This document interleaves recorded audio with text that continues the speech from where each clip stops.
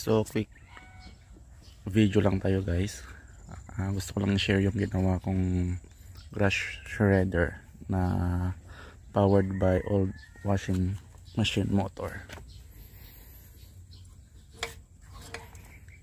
So ganyan lang guys, para siyang mini version ng mga malaking shredder na binibenta ngayon.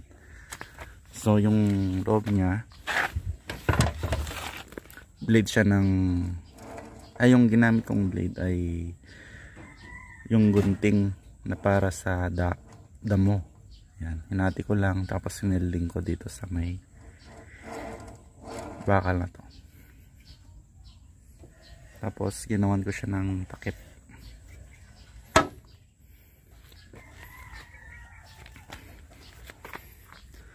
Lahat ng bakal na ginamit ko dito guys ay galing sa junk shop, except dito sa motor, sa mga wiring at switch.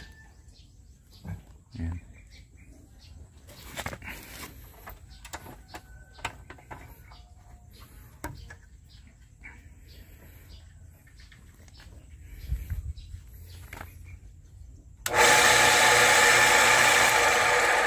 So testing natin guys.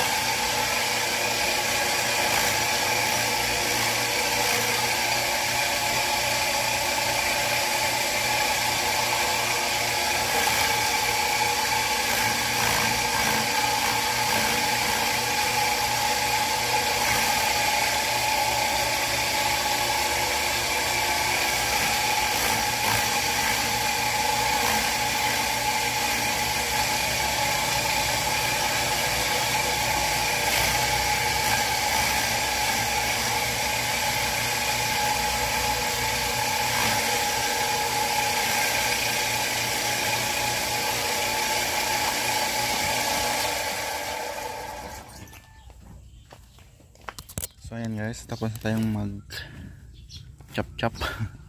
So ganito siya kalalaki guys.